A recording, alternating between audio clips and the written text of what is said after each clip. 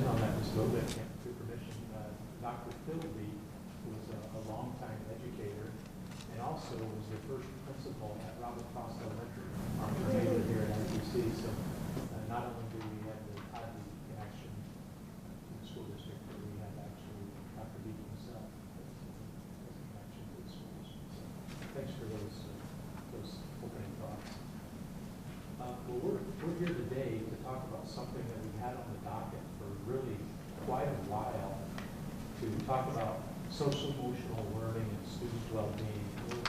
You'll hear this called a number of different things that we use interchangeably, and they're not all the same, but there's a lot of overlap. You'll hear social emotional learning, you'll hear student well-being, you'll hear mental health. Today, what we're really talking about is, what is that? What do we do as a school district, and what are we looking at for the future in this space? And so that's really the purpose of a deep dive today into what we do. Like everything that we really begin with when it comes to the school district and the board, we start with our strategic plan, our vision for the future of our school district. And in priority statement 1 of our strategic plan, we talk about how we will provide rigorous, effective, and engaging curriculum and instruction for all students to emphasize growth and reduce achievement gap with special focus on the following areas. And that's holding all schools to high expectations for students' social and emotional growth and development. So I'm sure for a good long time, of the district's vision. For sure.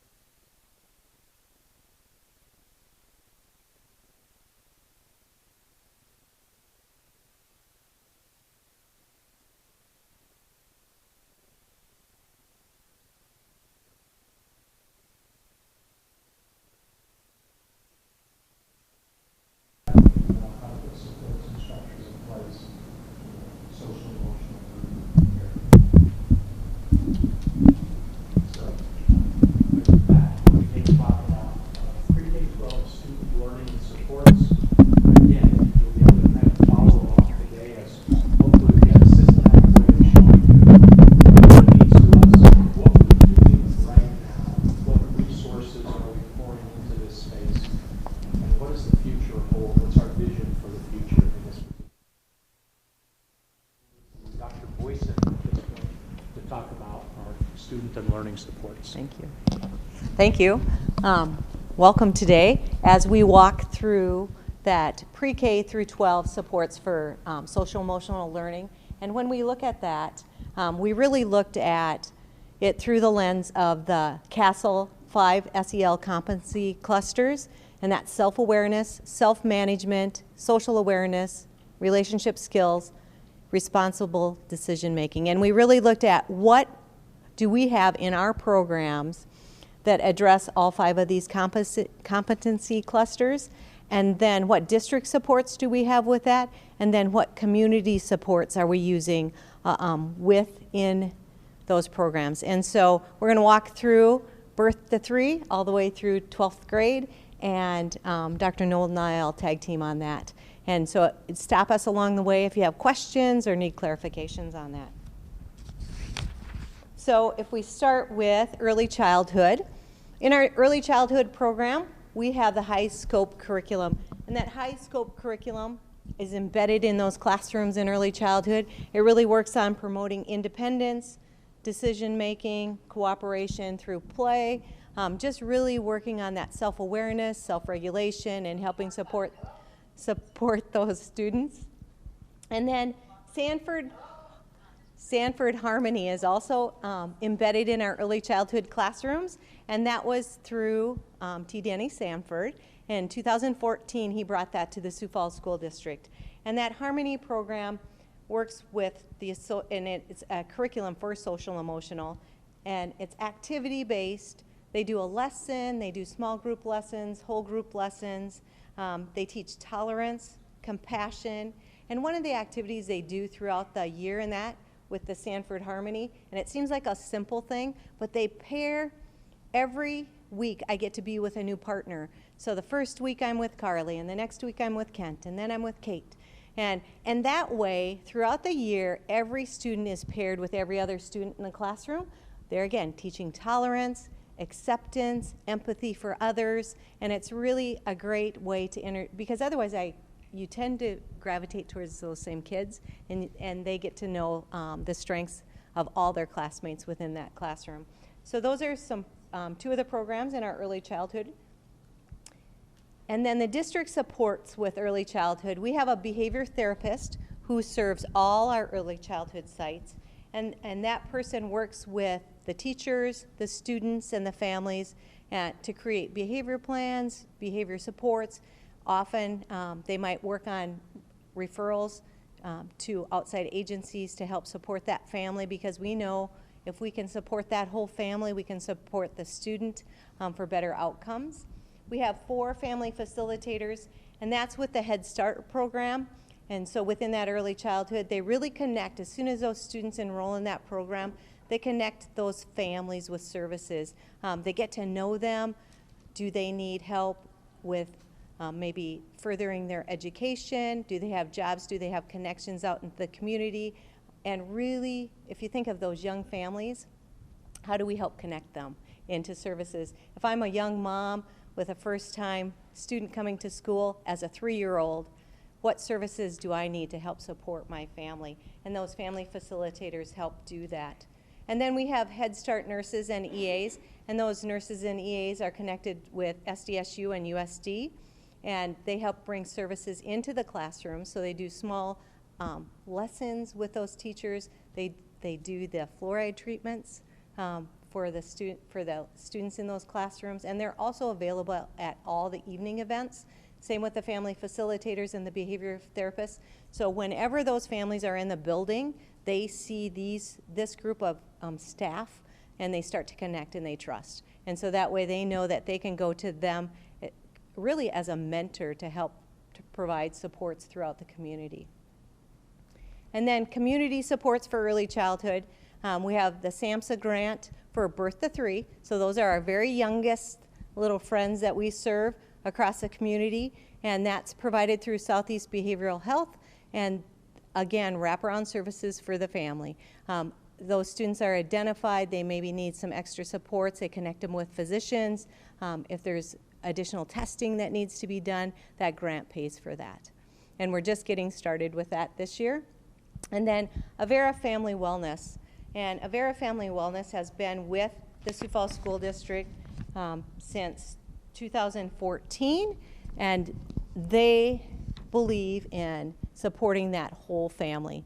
And they, on an average of 50 families a year, and they continue on, and this is the 3-year-olds all the way through 12th grade, they continue on with those families and continue to support, so they can get them an expedited referral to the doctor, to a psychologist, whatever they need. But again, they know those families, so they can help support them, and they're up to 300 families, and we appreciate all their support with that.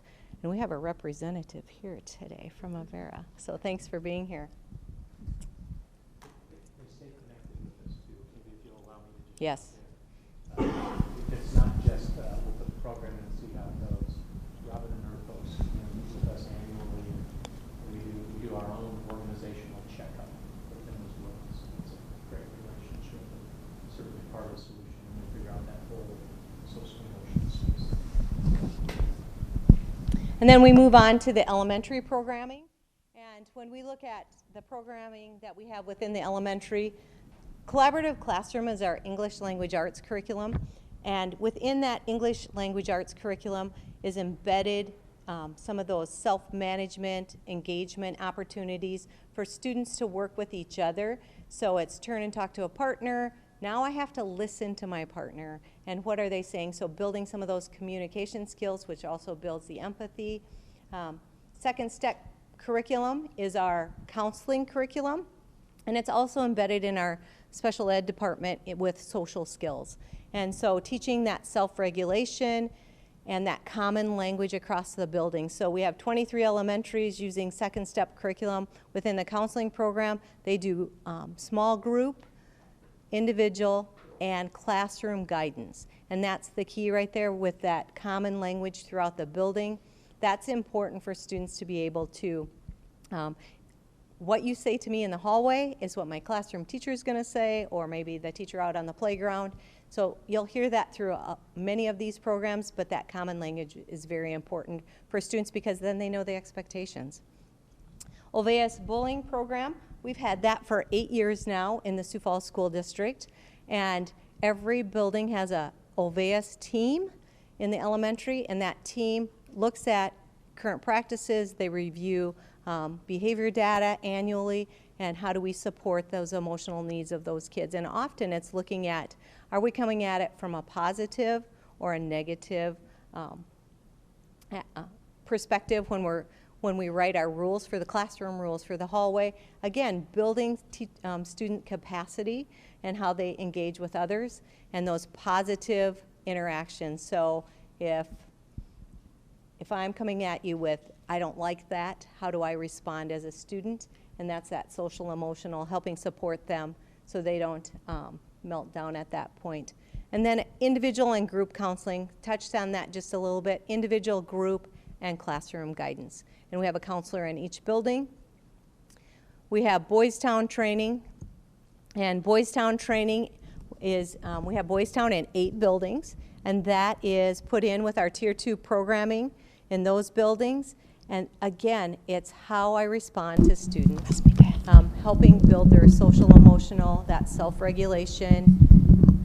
How do I respond when I'm upset? And if we can teach students empathy and guidance through that, again, that common language. And then we have a couple programs listed here. Bridges at Horseman is one of our programs to help support our students. Tier 2 programming in 8 buildings. And then these next 4 bullets here talk about individual programs. And we have Move This World pilot in 4 elementary buildings. And Move This World is a social emotional curriculum.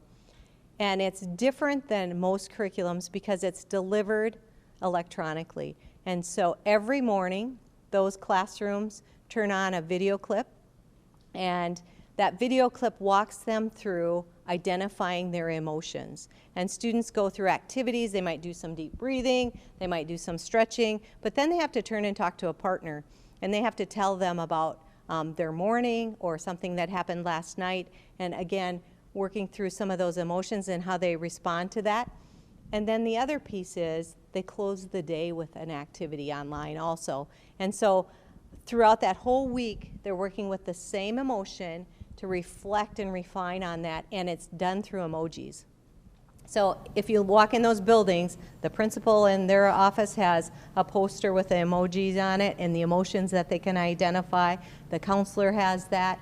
If they have a Tier 2 room, it's in that room, it's in the classroom, and it's really helping those students to be able to express how they're feeling, because often that's what they're struggling with. They know they don't feel quite right, but what is that? And now they have an emotion to put with that. And we're seeing some interesting results with that. So it's fun to see. That's a newer program. And then we have a state grant in 4 elementaries, and that grant was available to buildings that were identified as priority and focus. So those are federal funds, and it's a 3-year grant. And the curriculum that those buildings have implemented is Caring Schools Community, which is part of the collaborative classroom curriculum. And so it's a nice connection. If you think about collaborative classroom, we have that in every classroom. That's our English language arts curriculum. Now they're using Caring Schools Community, which also blends that learning together. It's a nice connection between that. And then the buildings that have SIPs, all three of those, same curriculum, but they blend together to make it seamless for the students. And then second step is in one of the elementaries, and they chose to use that. That's at EIC. And they chose to use that because it's our second step curriculum from our counseling and our special ed, because when those students transfer out into the buildings, then it's seamless for them. So that what they've heard in their classrooms at EIC, they also will hear in the classrooms from the guidance counselor. And then we have mindful classrooms, and we have 2 buildings using that right now, and that's for the adults. And the adults in the building have elected to do this online curriculum to help themselves. How do I help myself take care of myself so I can take care of my kids? And again, they elected to do that. It's an online curriculum, but it helps them to be able to recognize how they're feeling so they can help their students. And then we have one building that's fully implemented Leader in Me, and we have others that have done book studies on Leader in Me. And Leader in Me uses the 7 habits to really help students identify goals, set goals, and take care of ourselves as a community. How do we support that as a district? So this is what it looks like in the elementary world.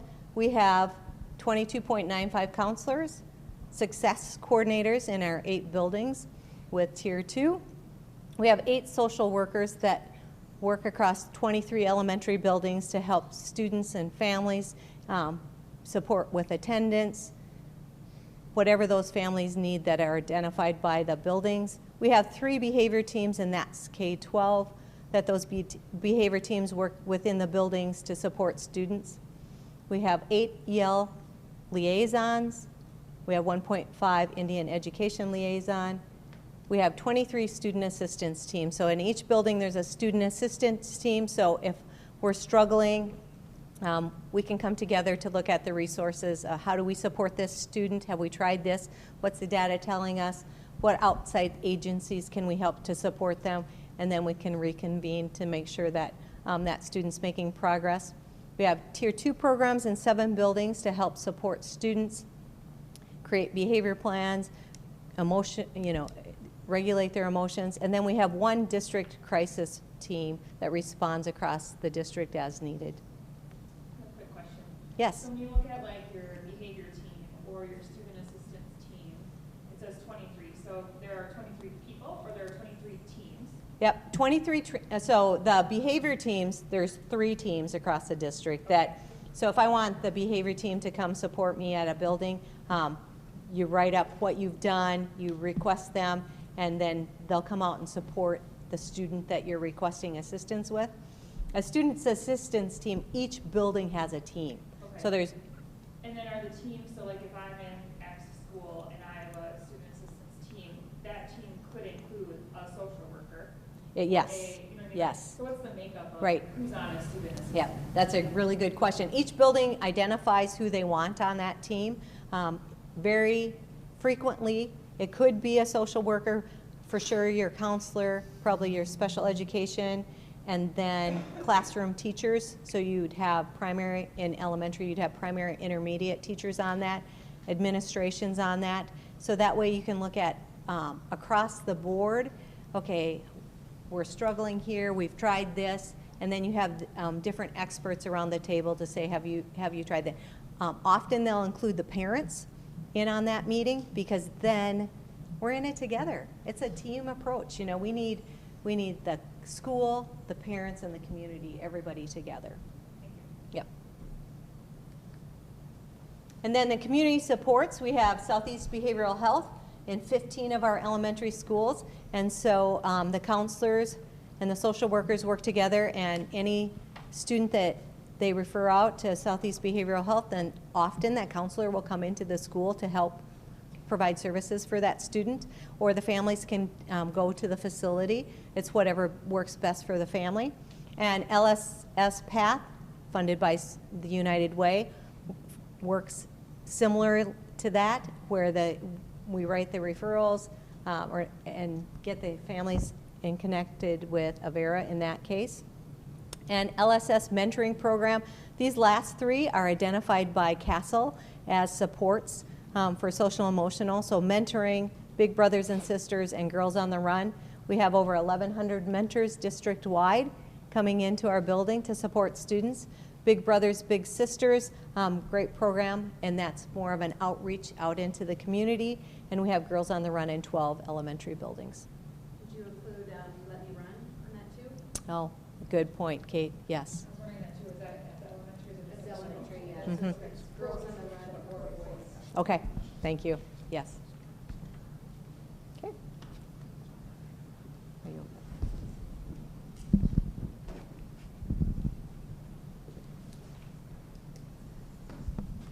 Starting with the middle school portion of this, there's a few of the different programs that we have currently throughout the middle schools, the 5 middle schools. The Project Aware program is at Whittier Middle School right now. It's a state grant that we had applied for. There was 4 schools selected across South Dakota, and Sioux Falls was one of those. We had located that at Whittier, and there's an individual there that is employed through Southeast Behavioral Health, and then one through the district. The grant pays for the district employee.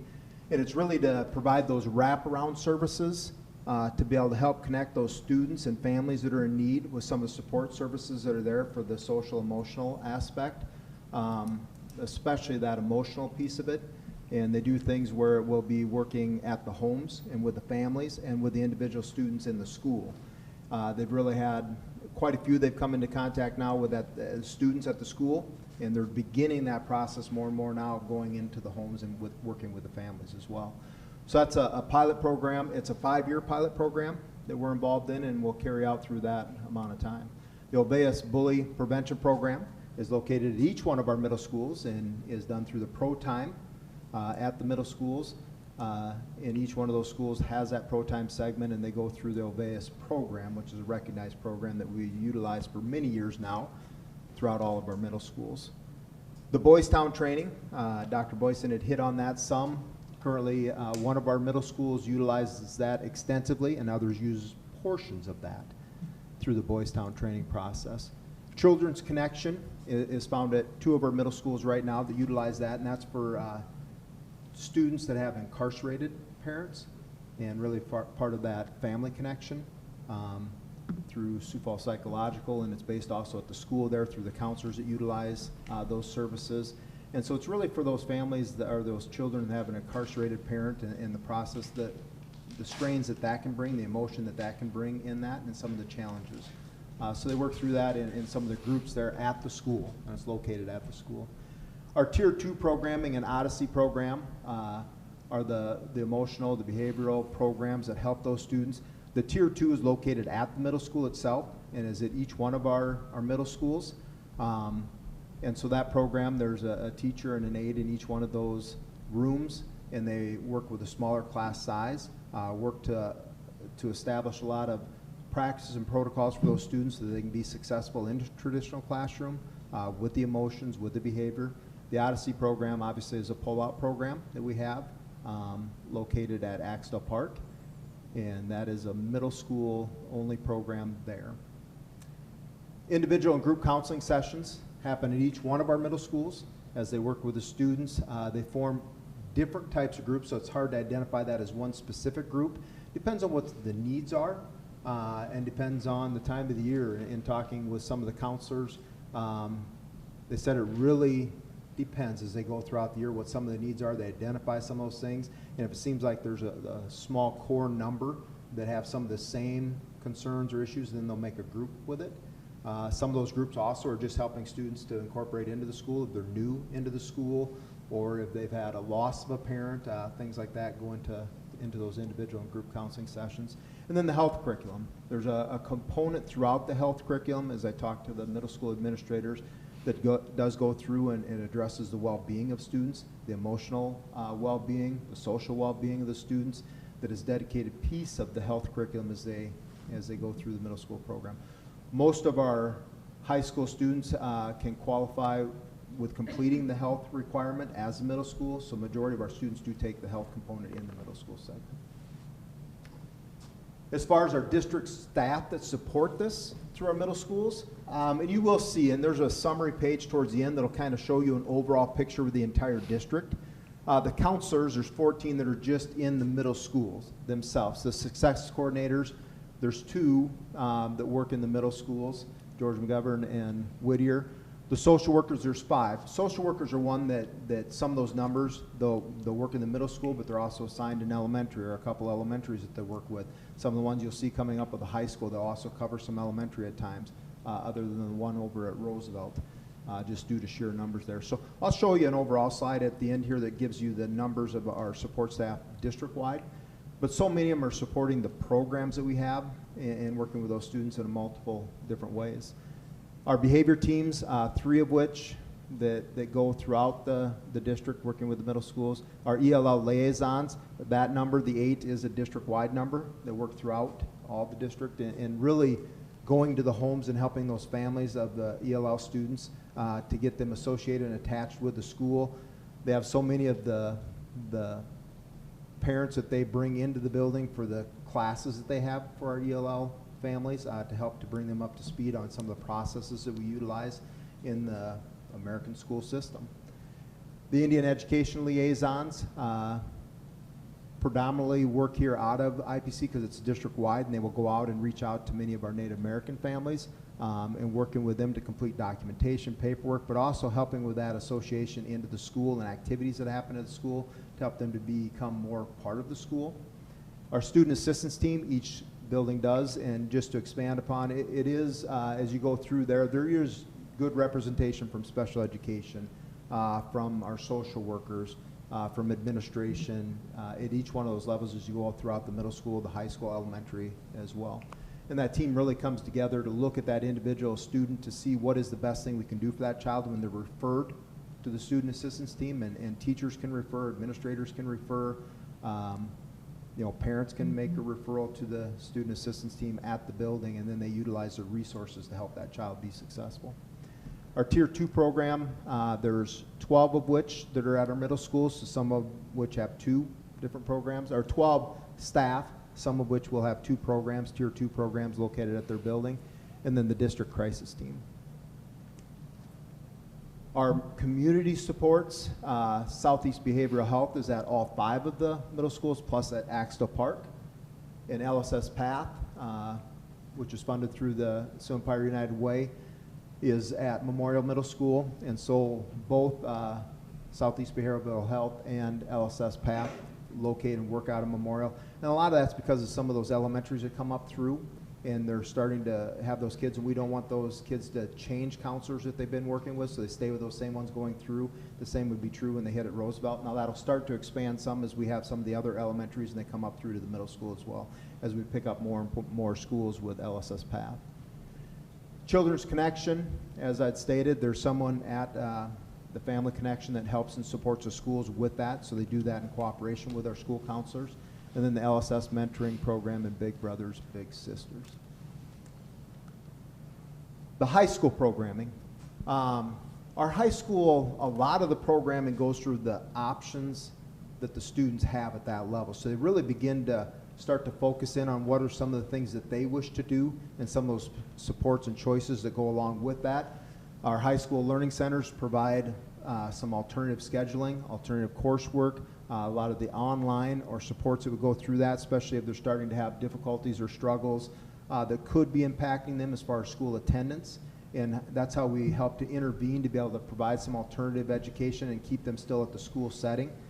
If you take that, and I know that comes up a little bit later on there, but even at our alternative high school over at Axtell Park with the Joe Foss program there on Budsman, they can go there and get a similar format of that alternative and more flexible style of scheduling. But we truly try to do that within the learning centers at the high schools as well, so they can do that and still take part of a traditional load, but catch back up on some of those things that they've had difficulties in. Individual counseling sessions and the group counseling sessions, they're significant throughout our high schools. And again, in discussion with our high school counselors, so many of those, some carry over from year to year. Some of those are also ones that begin as they start to see a specific need, especially when they're doing the individual counseling. So they'll have different pairs of counselors work to do those group counseling sessions. Sometimes they'll also bring in individuals from the outside to help with some of those group counseling sessions, especially when they have the parents sign off on those. The academic flexibility and programming, I know that sounds unique as a thing that would help with the social emotional, but when I talk to the counselors, that's a big part of it, that they can have such flexibility with them as far as going out to our CTE program, just that change of pace and the hands-on approach to it, and kind of break up that day with many of those students between the traditional school setting, the alternative learning center setting, or the CTE setting. Same way when they go out and have their internships and their work for credit. And so they felt that was really a big part of it, where the students start to have some of that choice in there, and really that helps them with that emotional well-being. Our career counseling, we do have our career counselors that are part of schools, and we'll see that there's 4 of those, one associated to each of the traditional schools and one that works with New Tech High and CTE. And so they're really helping to set up those internships, and as the students go out and can complete credit hours in that, and the job shadows. So if the individual can't do a complete internship, then they could do a job shadow where they go out and see a business or a career. And then our Tier 2 programming in our alternative high school. The Flex program for Axtell Park is very similar to what Odyssey would be in the middle school setting.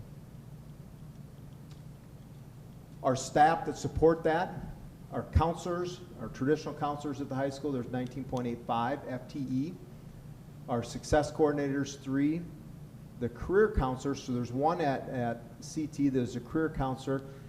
And then right below that, the state-funded career launch counselors, that's the ones that we had through that state program, those 4. That's one that I referenced. There's one at each one of the high school that's affiliated and helps with the internship and the job shadows, and then one between New Tech High and CTE. We have 5 social workers that work out of the high schools, including the Axtell Park programs and New Tech High and the 3 traditional schools. The behavior teams, they're district-wide, and so they go and help at each one of the buildings and support the buildings when there's unique behavioral things. Most part of that will be done with the behavior team in the elementary. There's a greater reliance in the high school on the student assistance team, but they're still available to the high schools as well. ELL liaisons, there's 3 that specifically work out of the 3 traditional high schools, 1 assigned to each, and they obviously work with the families and the students. They're a big support for us getting the families in for parent-teacher conferences, for some of those different information nights, and helping the families stay connected. Our Indian education liaison, and then the student assistance teams. There's 1 located at each of the 4 high schools. Our Tier 2 staff, there's 1 Tier 2 program at each building of the 3 traditional high schools, and then the district crisis team. Our high school community sports, again, goes back into Southeast Behavioral Health, and they're at 4 of the high schools, including the New Tech High. They're also at Axtell Park. They have a handful of counselors that work out there. And then LSS Path is at one of our high schools. That's over at Roosevelt, where I had said earlier that they're going to stay with those kids that are coming up through those elementary schools and into the middle school and then high school. So they wish not to change the counselors. And then our LSS mentoring program. When you look at an overall look at our staffing across the district, our school counselors, as we go through the traditional school counselors that you would think as a counselor, there's 71.3. And I have those broken down for you at each of the schools now that you can see. I just summarized the elementary all into one lump sum with a 22.95. But the breakdown between each of the schools going there, the success coordinators, there's 3 at the high school, 1.5 at the middle school. One of them's full-time at one school and then half-time at another school. And then 8 covered at the elementary sites.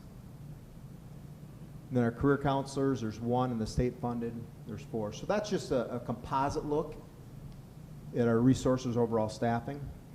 And then that, continuing with the staffing part for our district resources, our liaisons district-wide, there's 12. Social workers, 9.85.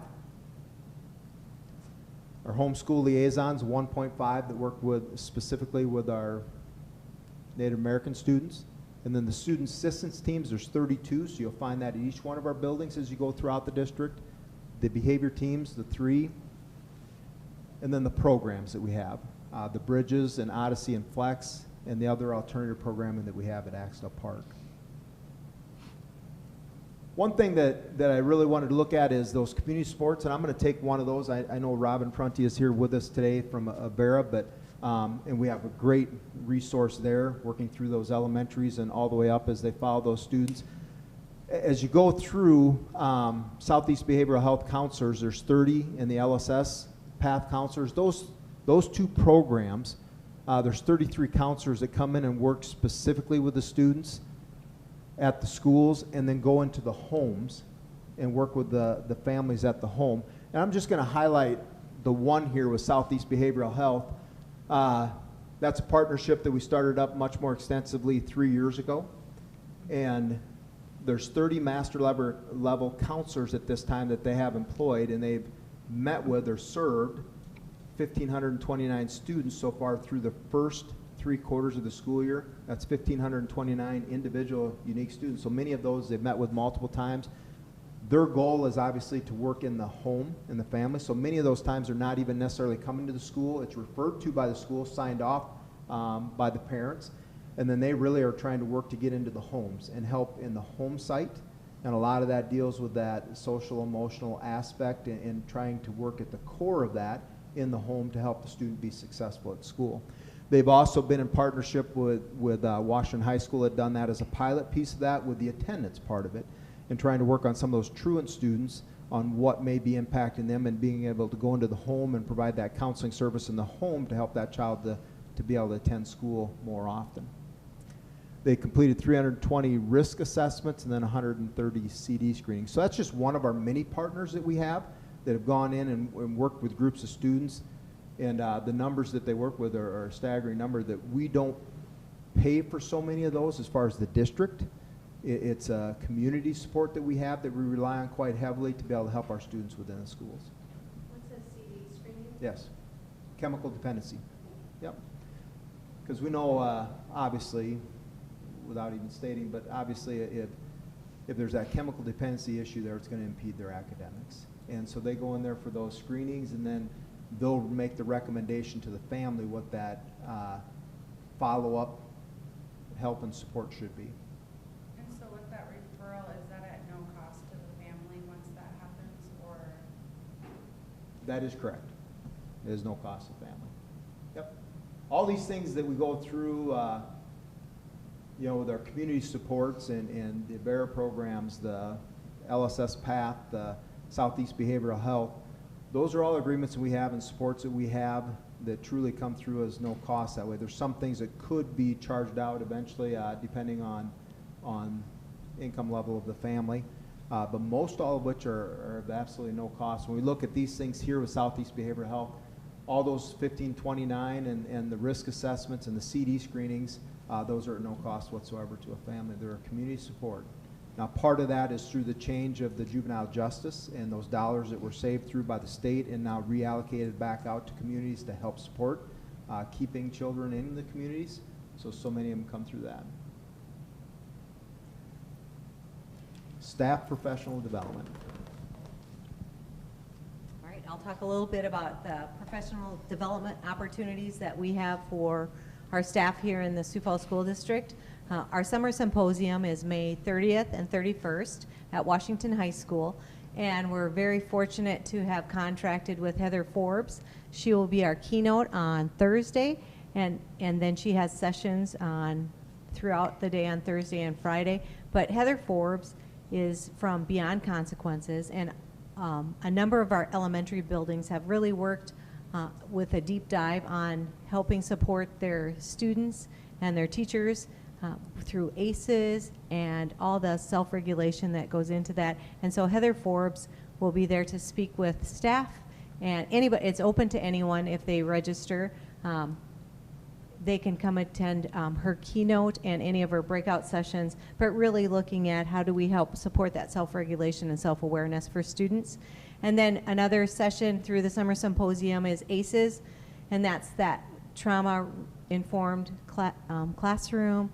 ACEs is adverse childhood experiences, and so they say depending on how many ACEs you have, that's how many trauma events you've had in your life, and how do you deal with that. And And if a child has 1 or 2, they can usually work through that, but if they have more, the harder it gets for those. And really looking at that brain development that goes with those ACEs. So if I come from a divorced family, or if I lost a parent, different things like that, or job loss for my family, that helps us to understand what our students are walking into the building with and how do we support them. 2 other sessions is Top 20 training, and Top 20 training works on increasing student engagement in the classroom and looking at, we did the Top 20 training with our EAs last year for our EA in-service, and now bringing it to all staff through the summer symposium. And then we have those kids, and those kids really looks at supporting staff through self-regulation strategies that they can use for themselves, but also with their students. And then that common language for cool-down strategies. So that's a summer symposium. We have an SEL strand through there. Great opportunity for our staff and to be able to provide this for them. And then throughout the district, K-12, you know, they've done different book talks that focus on that. Help for Billy is a big one, and that's one of Heather Forbes' books. And they have taken a deep dive into Help for Billy and looking at, again, what do these children walk into our classrooms with? How do we help support them? And how do I take care of myself as a learner, as a teacher? Fostering Resilient Learners is another popular book. All Learning is SEL.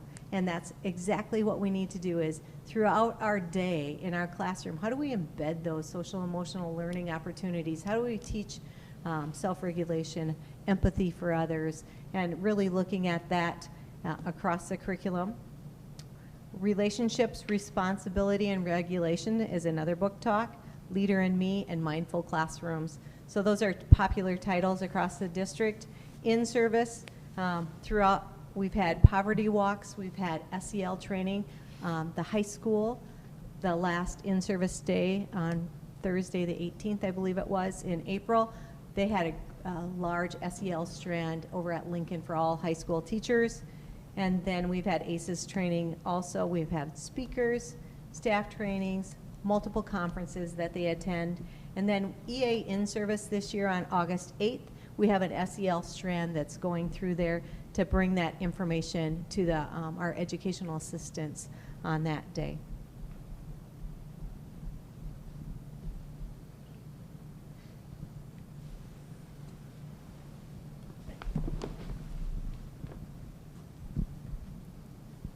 So now to kind of draw this to the end here, creating a structure. What does this look like going forward? How do we put the pieces in place? Because you can see there's a lot of stuff there. And it's a little bit grab bag. You know, we do a lot of different things, but how do we put a structure in place to put all that together? Part of that is a power in the American Association of School Administrators, AASA cohort that we are a part of. I think we're one of several schools nationally that are really trying to figure out how do we put a structure in place for the whole social emotional learning and student well-being concept. So I think we'll be in the forefront in that as we continue conversations in that area. We'll try to figure out how do we bring curriculum services alongside student services. So not only do we have the supports in place, but we also have the ability to implement and deliver on those supports by bringing those two folks together. And then with curriculum and student services working side by side, how do we align those systems of support for our students and for our adults in our school district? To kind of wrap it up, our big goal, I would say, if I could find one quote to kind of put a bow on what our big goal is, and this is a quote we learned recently from Margaret Wheatley, and it's to take care of yourself, because that's of critical importance if we're going to help take care of others. To take care of yourself, and then to take care of others. So I think when you put those two together, it's really important that we take care of our adults so that our adults can help take care of our students. Take care of yourself, take care of others, take care of this place. So if we can get all of the people, the adults and the students, taking care of one another, we'll really take care of this organization, as well as putting a big dent in taking care of our community. So that's our goal. It's our big hairy goal, if you will, when it comes to social emotional learning. Questions? Going along with curriculum, I believe, was it this fall we're going to start studying health curriculum? Is that correct? This fall or next fall? Okay, so that's coming up. So that will be part of when we start looking at what changes and what we need to in our curriculum as a district. Yeah. And besides the, Teresa pointed out so 2 elementaries that are doing some online adult training. Four. Oh, 4. Mhm. Sorry. Okay, the adult online training. What other, for our middle school and high school, what are we doing besides our in-service, which I think all are great? Are there any other ongoing things for? Not that I'm aware of at the middle school for the adult learning right now. Not to say that we don't have the mindful classrooms, that we don't have others out there enrolled in that we don't know of. But we know 2 elementaries that they just started it, people shared, and it just kind of steamrolled, and they took that on themselves. So yes, we really have to look at comprehensively, how do we K-12? I think that's such a good question too, Cynthia, because so many times we look at programs and we put those programs at the elementary level. And we have a lot of folks that work in our middle schools. We have a lot of folks that work in our high schools. And so this isn't just an elementary school issue. It's bigger than that. So your points, bigger kids, bigger problems is exactly right. Are there more students in the elementary that there's more there? If you'll just let us ask some questions, we'll open it up for public input, and then I will invite you to ask whatever questions you have, if that's all right. Thank you. I was going to say, as a nurse, we talk a lot at work about compassion fatigue. And I think that that is a very, very true thing for teachers as well. And you give and you give of yourself all day long, whether it's to your patients that you're taking care of or whether it's to the kids that you're loving on, to try to make them, fill their cups before they go home, or maybe it's a coworker that you're helping. And so we have a lot of things like mindfulness and integrative therapies. And, some people really buy into it and some people don't. But I think offering it is what we have to do, because then people can choose. We can make things available. And so I don't know, I know there's churches that offer workshops, and even if it's not sponsored by the district, even just to advertise it and to promote self-care, and maybe you'll find that there are enough people who are attending that it makes sense to offer something at IPC or at a gymnasium of one of the buildings or whatever it is. But I think starting small and at least providing it, and maybe you're doing that. I don't get those emails, so I don't mean to say we're not, but thinking about those kinds of things I think is so important from a compassion fatigue when we're taking care of people, that, like you said, if we can take care of ourselves, we have so much more to give to other people. One of the phrases that we have in the district is personal development is professional development. So we really want everybody to take care of themselves so that they can take care of others. Yeah. Any other questions? I was just a couple comments I was curious about when we talk about middle school, and I don't know a lot about the Olweus program. I know that it's there, and I know that it's in pro time. And so I'm curious, are there modules on things like social media and digital citizenship, and how do we treat people not sitting next to them, but like online, and how do we include or not include people? Because I think that there's some of those underlying things that happen, maybe more so in like a middle school or a high school where kids have more access to electronics and social media, and how are we addressing that when a teacher can't see that? I mean, you don't know what Snapchat was just sent because you're clearly not on the thread, but you know that there are things going on, and how are we as counselors, as teachers, talking about that, intervening? Yeah. Great question on it. Because being even as a building principal, high school building principal, so much of it is through the social media aspect, and that's grown immensely over the last few years, let alone the last 5 years. A big part of the Olweus is a common language that they utilize, and a common identification of what bullying is, and trying to empower those individuals that see it to bring it forward and comment on it and pass that information in. So it may not be that you are personally being bullied, but if you see that, how do you help to intervene and to report that to someone and make that known, as well as the individual that is maybe being bullied and how they report that. Now, they do that through a variety of ways. If they specifically break that down into social media context, it is discussed whether there's a component or module that specifically talks about that. I do not know. Okay. I do know when I was part of the training that went through with it, the big piece of the discussion was, you know, what do you do? How do you identify it? What are those things you look for that are bullying, and who do you report it to? And if you're somebody that sees it, you're still obligated as a person, as a friend, as another human being to report that information. So it's a lot of language and processes. They go through some scenarios, but to specifically say it's social media aspect, I would have to ask on that. Okay. Can I piggyback on that Yeah. before you keep going? Yeah. You know, I've got an 8th grader at Patrick Henry, and I know that, I think it was last year, they offered, you know, a session for parents and middle schoolers to come and talk about social media. And, I mean, it would be great if they offered those more frequently. You know, I mean, I think it was on a night we couldn't go. I'm like, I really want to go to this session, but, you know, those are the types of things I think we can keep doing in our schools to help bring that awareness of social media, and not just on the bullying side of it, but just every aspect of it. You know, digital citizenship, that kind of thing.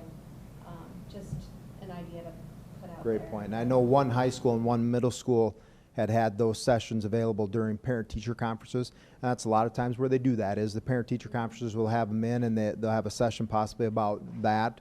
In the high school, FAFSA, and so they have a variety of different things that way, but great point They're that way. great. I mean, Yeah. I wish we could do them more often, or record them and put them on K-Learn or something like that. Just- Give people access Right. whose schedules don't, yeah.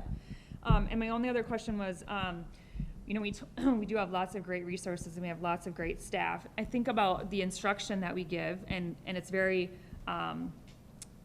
structured. We say we have a lesson plan, we have a curriculum. I wonder about the downtime. I wonder about the in-between classes and the before and the after school, and how can we help kids to be kind? And how can we help kids to not just utilize the skills that they're learning while they're sitting in that 15, 20-minute pro time, but that they carry that and they apply it? And I don't know that any of us sitting here has the answer, but I think that's what's probably most bothersome for me, is we have all these great people working on great things, but we all still hear those stories about people who don't feel comfortable or have things yelled at them in the hallway. And then I think to myself, man, our schools are full. We have teachers who are trying to pack their classroom up to move it to on a cart to get to the next class. They can't be standing in the hallways every single passing period. You know what I mean? Like, there's challenges that we can work around, but I think that's my struggle, is how do we get all these great things that we're teaching into like the actual action? And I think that takes teachers like they are, and I think it takes us as parents talking about that to our kids at home outside of the classroom and correcting those behaviors. And so I just as an awareness, it's not an answer I need. I just feel like, yeah, you're welcome. I just feel like that's something that it's a great takeaway for all parents to go home and say, what did you learn in your class that you talked about in pro time? And maybe observe for scenarios and really try to be that example, because we see terrible examples of people online all the time, and we don't want to be that for our kids. And so I think it's up to each of us as individuals to try to be that advocate and show empathy and understanding and make good, positive choices for people too. So sorry to ramble, but I feel like it's very important, and I don't know it's something we can attack just as a school district, but we certainly have a piece of that. I think Carla, you bring up a really good point, and it is a little bit of, well, what's the outcome? Mm-hmm. You know, I know what the outcome is in math. Yeah. I give an ACT test, or I give a Smarter Balance test, or I give whatever assessment it is. This one's a lot more difficult to put an assessment together to say, how do we do? We've got that outcome. And the reason, I think, is there isn't an ending spot for being kind or treating each other well or taking care of ourselves.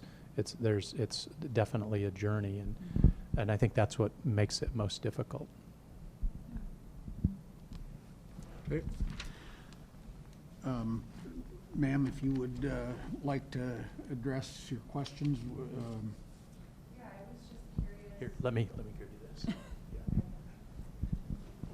Yeah. I was just curious, are there more kids in the elementary school? Because I noticed there were more counselors in the elementary school versus the high school and the middle school. So I was just kind of wondering what that was about. So if you think of our grade configurations, our elementary schools are kindergarten, first, second, third, fourth, and fifth grades. So we've got 6 classes there. At our middle schools, we have 3 classes. In our high schools, we have, or grade levels, and in our high school, we have 4 grade levels. So we do have more elementary students than we have middle school students. We do have more elementary school students than we have high school students. Anything else? Okay. Okay. And for anybody watching, anybody in the audience, we're certainly available for questions here as well.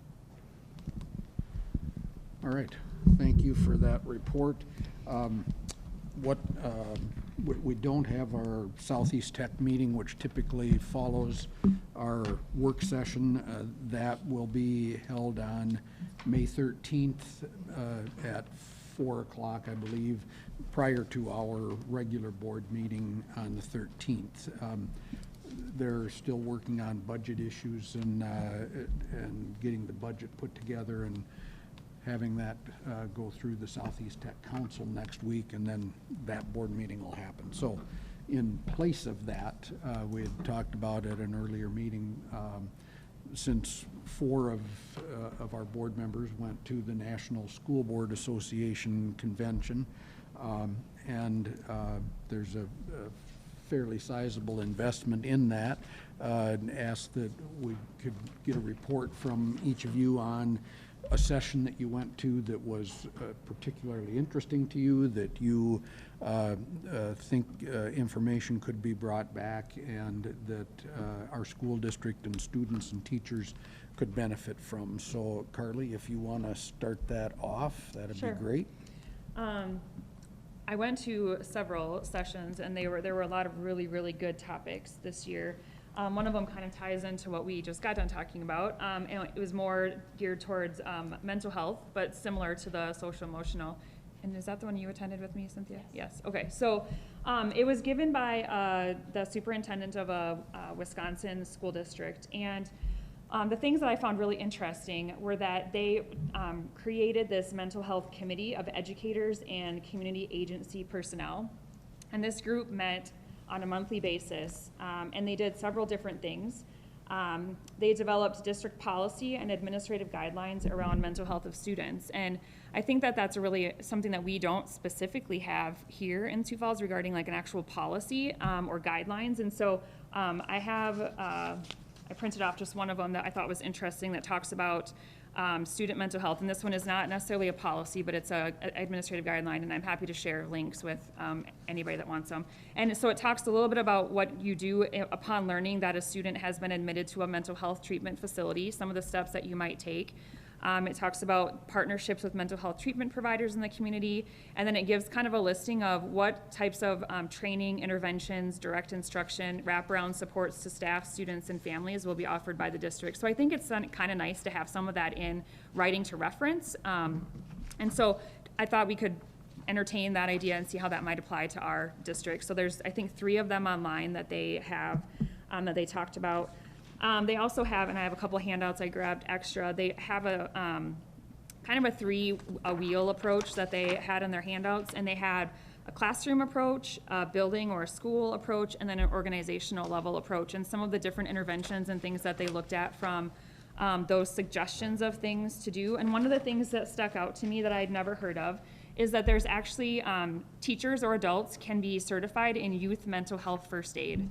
And it's an 8-hour class that they can take. And it is in no way encouraging people to diagnose students with anything, but it's more of a way to help them learn how to support students who have mental health issues. I thought it was very interesting that 20% of children or adolescents have a mental health disorder, and for about 5 of those, the disorder is very severe. And so they have several of their staff members, teachers, principals, administrators who are youth mental health first aid certified, and it currently is kind of being trialed to see for students 16 and older, so you could actually have peer-to-peer kind of counseling that would take place too for those students that are over 16.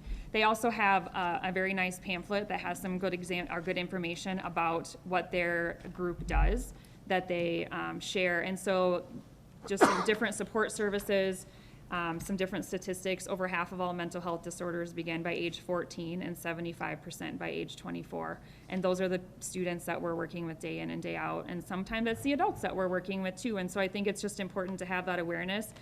The gentleman that spoke, he's the superintendent, but he also has, I believe, what else was he? He had some other credentials that he had done a lot of work and talked about how really this isn't a topic that's being it's being talked about a lot, but a lot of action isn't being taken by school districts. Kind of like social emotional learning, it's new and people don't know what steps to take. And so I just thought this was a really nice kind of layout of just some first steps to take. So I will share pamphlets on that one. Another one that I went to, this wasn't a session that I went to, but there were some very young looking people at this conference. And so I was talking to these students, and they are actually student board members. And so Cynthia and I picked their brains a little bit about what they did and learned a lot about their structure of their school. They're from New York. And they had one representative from each of their high schools. They were elected and they served from the middle of their junior year to the middle of their senior year. And for them, their kind of capstone was attending this conference at the end to kind of bring everything together. And the pride that these students had and the involvement and the investment that they had in their districts and their classes was amazing. They were elected by their peers, so they had to run kind of a campaign. They met monthly with the superintendent. They met and they went to their student council meetings and brought back all the kind of meeting minutes of what might be important to students. They were able to bring feedback back to the board. And I know you do a great job with our superintendent's council. I think you have a great, and so I'm just thinking, how can we even get some other kids involved in different ways and give them leadership opportunities? Yeah, they're non-voting. They took turns. There were 4 of them, right?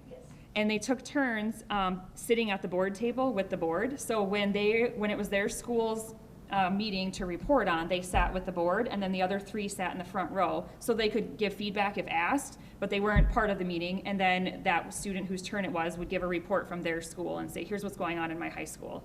And then the next month they would rotate, so everyone kind of had a chance. I don't know, it was very interesting and something I think I would love to just have more information or more conversation about. I think it's a great leadership opportunity for our students, and maybe it's something we think about as we bring a new high school on as a transitional, I don't know, but those were 2 things. Are you going to talk about undercover student? You can start. Okay. The last one was we went to. I didn't have much time to prepare. So we went to an event that was called Undercover Student, and you may see something in October. Was it Netflix? I can't remember where it was going to be on, but this guy who literally looked like a junior or a senior in high school went undercover across the country to, I don't even know how many, I didn't write down, but numerous high schools. Sometimes he only stayed for a week. Sometimes he stayed for a full semester, and they had no idea that he was 24. And he documented, he got to know people, and he kind of did an experiment. And of course, he had lots of liabilities and lots of waivers and stuff. But he was very, very inspiring. And he talked a lot about how it only takes 10 seconds to be a mentor. And it's 10 seconds of uninterrupted listening to somebody makes you a mentor, because sometimes kids don't get that. And he made a point to say, when people came and talked to him, he didn't have his phone out. If someone said, hey, can you meet me at 3:30 in the library to do homework, he was there at 3:28. You know, like he was a committed friend. And he talked about the different people that he met and the things that people opened up to him about that he had only known them for like a week. And they were confessing all these things to him because they were present and they had his undivided attention and they felt like they were meaningful to him. And so his whole conversation was about connecting with people.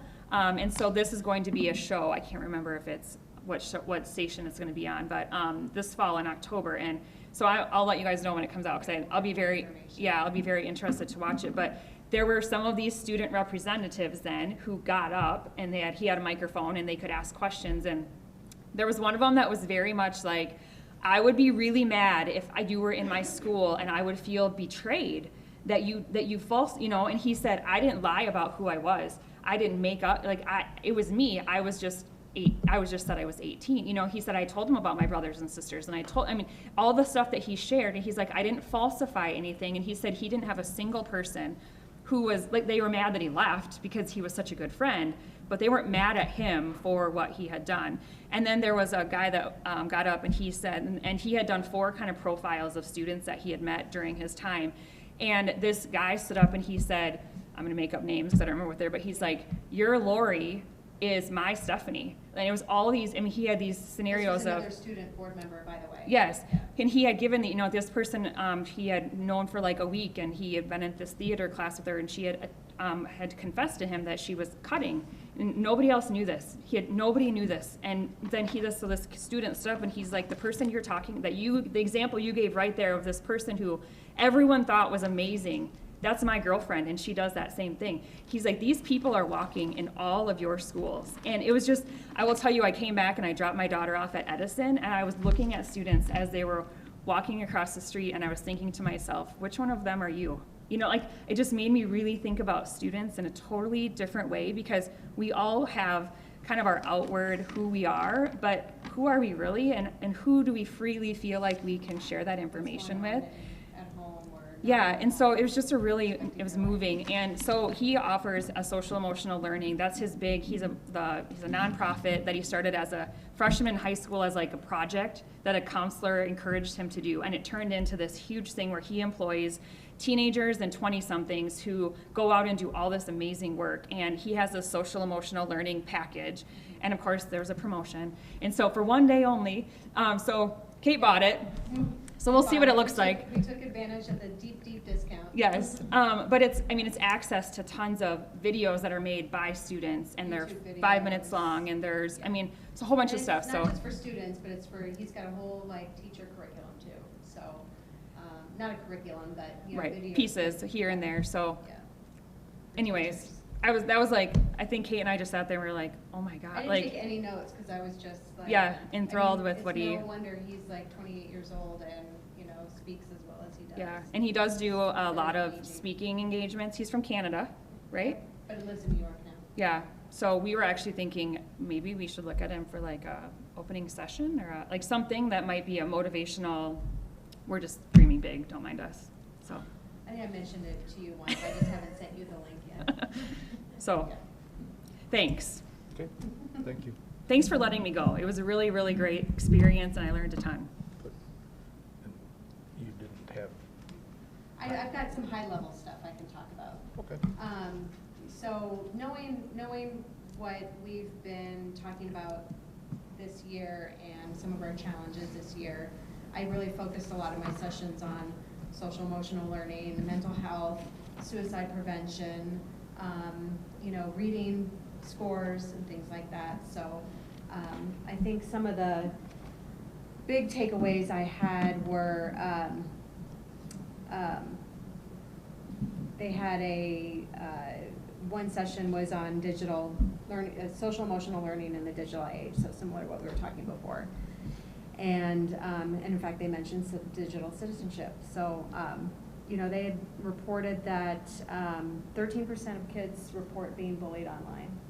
So, I mean, it sounds like a small percentage, but, you know, when you think about that in our student body, it's still impactful. You know, 35% of principals report that their school has developed a plan to teach students SEL. So clearly we have a strong message, I think, going on here and what we're doing in our schools. So I feel pretty good about our where we're heading in that direction. The reading, you know, some of the things that one session I went to talked about the concept of academic learning time. You know, how much time are the kids actually getting in their classrooms? And I thought of an example too. You know, I can't say this happens at my current elementary student school, but I definitely saw it at my oldest. You know, kids line up for bus well before the school day is over. So even if it's like 20 minutes, you're losing 20 minutes of that academic time. They use the phrase bell to bell teaching, so really using that time as soon as the bell rings. And I know that's easier said than done. I see you guys shaking your heads. Again, it sounds really great, but starting your lessons as soon as the bell rings and not ending until the bell rings again. Again, just those minutes matter. We know how much those minutes matter. We've been talking about that, the past few weeks. So I thought that was interesting too. Let's see. I did go to one session that improved their reading scores by going to all-day kindergarten. I'm like, well, we already do that.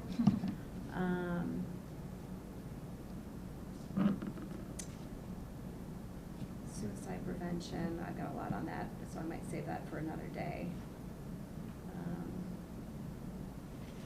I think those were probably the most impactful that I went to. Cynthia? Probably hear a common theme, because knowing what our strategic plan and what our issues are as a district, I focused a lot on SEL as well as reading scores and academic achievement, especially with our ELL and poverty students is one of the areas I focused on. And a lot of things we're already doing, so that was really exciting to see that we're kind of on path what we're doing. The one thing I thought was interesting is 2 of the sessions I went to, they involved a community task force similar to what we did for the bond issue for reading scores and academic achievement, to see what they thought the community could bring to the table. And I think of what Mayor Ten Haken has put as one of his goals is reading achievement in students, and maybe it's time for us to maybe look at something like that as a community, to maybe engage a task force on academic achievement. Another one I went to was the public sentiment, the real decision maker in public education, because we're a government entity and we're all, we always have to be aware of, we're all very educated and bring lots of things to the table here as school board members, but making sure we're keeping in touch with what the public and how do you better engage yourself with the public to make sure you know what they're thinking and what they want as well. And then the creating culture of happiness, the happiness advantage in education. I don't know if any of I'm thinking the gentleman's name here.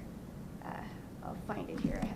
It's the positive psychology, and basically building happiness within our buildings will lead to other successes, because our employees are happy with what they're doing, and I think we do a good job of that as well, but how can we best be doing that so that we make sure we're meeting the needs of our employees as a district, and so that they're actively engaged with can be actively engaged with our students. And then Social Sentinel, we all met with them, and that was at their company that kind of monitors online presence and can contract with districts to alert them of any online banter that could be a concern for a student or for our schools and so forth like that. So I went to one of those as well. That was interesting. Mr. Tolkien. I had to go as a representative of the state and of our school district, so I tried to blend a lot of that together. The one I was most excited about was public speaking. I know you think, golly, he's such a fabulous public speaker, but what's so funny? Did you teach the class? But it was really more about the liabilities and the message that you deliver, and to make sure you have one spokesperson for the board, and make sure that everybody has the bullet points so that we're all, it's really not about our opinion, it's about what we do as a board. So my individual opinion doesn't count, us as a board do. So about delivering the message, and and how to listen. That was a real good one for me because I'm not the best listener. But that was a really, really good session that I thought was going to be more about learning how to public speak, but it was more about how we deliver the message. I went to advising schools in suicide prevention, and that was more the legalities of what we send out to the public when there's issues and the liability concerns. I didn't fit in there. It was more for lawyers, but I nodded a lot. Went to the... Just for lawyers, I was there too. Yeah, no, the suicide one was the one we went to, and that was fascinating. Yeah. That guy just blew me away. And I didn't get to write as much because I was listening, but just a few things, we forget about, we don't know what they're dealing with at home. And that's crucial, and social media and the stress of being successful in school. And the biggest thing when a child tries to be like others, and I want to be like my friend Carly, and then you lose your identity. And I thought that guy was just amazing. It was an hour and a half, and it just flew by, and I could listen to that guy for days. And then I went to a Robert's Rules session that I'm pretty sure I could have taught. It was a silly little, we played Jeopardy to learn how to do the proper Robert's Rules, and I'm pleased to say we go over and above with the proper procedure and transparency. That's all Okay. Thank you all for taking time out of your busy schedules and from your family to go and do that. That's been one of the things over the years that I have gained a lot of perspective from, and gotten to know the rest of the board members better when you get into a situation where you can have a little bit of social time, but also learn together. And I think it is very, very valuable. So I can say that too, is sometimes you learn more in the hallway talking to other districts and finding out what they're struggling with and how really good we have it, and then how many people really like Dr. Maher. All I'm sick of hearing that. all right. Repeat that, please. Yeah. All right. Thank you. Yeah, that's good. You want to do committee reports quick too? I don't know what anybody's got. I went Monday to a PTA meeting that didn't exist. It's next Monday. I missed Sports Authority while we were gone. I don't think I have a committee report. Okay, thank you. See, insurance, we voted our last meeting for that pay holiday on medical for 67% approximately, and that, so that will be going forward on that due to, luckily, our employees are healthy and we're doing a good job on our trust fund. Calendar has been announced, we voted on that we're ending May 24th. And in June or July, we'll know what the 2021 calendar will be based after the Activities Association meeting. Affordable housing, we have not met. In Sioux Falls Education Foundation, the Barrel House event was Monday night. I haven't gotten a number yet on what we've raised on that. The swap meet is in planning for this summer. And the grant programs have been distributed to the recipients. And the public school big fundraiser this fall, November, chosen to name Public School Proud, and it's going to be held at, I don't know if I told you, at Raven is where the location is downtown for November, so working on that. Date for that yet? I believe it's November 14th. Okay. That Thursday, so. Yeah. Okay. Very good. Yes, exactly. Okay. Sorry, wrong way. It's okay. Head Start met last month, and it was a fairly short meeting. We just were struggling with parent involvement, parent participation. It always dwindles a little bit towards the end of the year, but this year was just sort of a struggle to get parents involved. So we talked a lot about what we can do to help increase the parents that come to those meetings. think that was pretty much it. We've got one more meeting until the end, before they recess for summer. And they always kind of try to do a fun event for the families. So in the past, they've brought in the Zoomobile, or we've met at the Butterfly House, you know, things like that. So that definitely get more parents coming to that. So that's always a fun event to see the kids, and because the parents can bring the kids and they can all participate. In policy, we meet next week, so nothing to report there. Southeast Tech Policy Committee met and went through a ton of policies. Most of them were just review, revise, and they'll be coming to us on May 13th. A couple of new policies that we'll be bringing to the board for first read on May 13th. And Safe, Secure Schools met yesterday. The piece of that after having been on the board so long, and that was one of the committees that my first year was a new committee, and I got the luck of the draw, honestly, to be on that.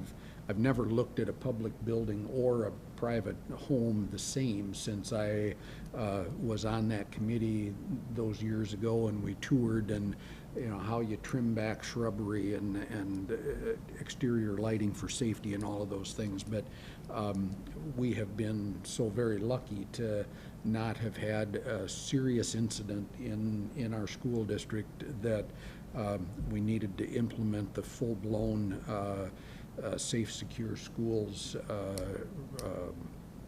regiment that is in place, and just a committee that is so much an example of our school district working with the city, working with public and private, and how that all can really be blended together. And it's just it is a terrific committee that we want to hear the least about that we can possibly hear. So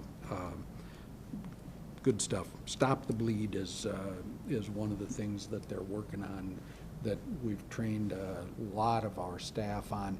And until we talked about that, I don't know, it was probably a year ago, wouldn't have occurred to me that people bleeding to death during any kind of an incident is the #1 problem, and that's not an active shooter situation, it's somebody falling in the hall and getting a severe cut. And I mean, bleeding to death is one of the simplest things to deal with teaching how to do tourniquets and all of those things, but you don't think about how deadly a bleed can be until you have ER docs give you the statistics. So that's it for me. Cynthia talked about calendar. Kate touched on policy. PATH is meeting next week, so I don't have anything new to report. I think the only thing I would just want to remind anybody listening is that we do have an election coming up, and there's a candidate forum right here on May 16th from 5:30 to 6:30. So please come out and get to know the candidates, me being one of them. But I think it's important that we have a great board that works together, and Kent has worked hard for 12 years, and we will have a new board member at 1 or 2. So I want people to come out and be educated and be able to listen to what people have to say, because it is a really important decision that the community has to make. So I just wanted to put a plug in, since that's a fairly new date that was out there. Okay. Any?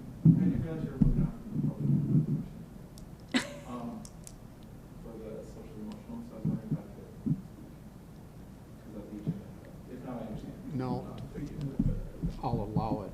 Since I only have 3 meetings left, I'll make an exception just for you, Tony. Do you want to hand him the mic? Yeah.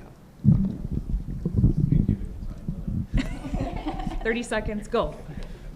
I can do it all in 30 seconds. I don't know if you can process it. So I just wanted to kind of mention, I think all the stuff the district's doing to really support social emotional learning is amazing. One of the things I would encourage is just, we have a lot of great ideas among our staff. I think something that's kind of come up is that we want to make this a priority. And so what that means is part of it is giving the staff permission to address the social emotional learning of students.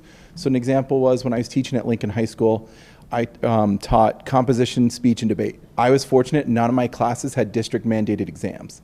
So that means I could modify make sure I still taught the skills and content that was needed, but I could modify it to adapt to my students. I could even adjust to my students. I had a student last year who was in my first period class but could never be there because he had to drop off his younger siblings. And so rather than having the student drop out of the class, I met with the student and their counselor.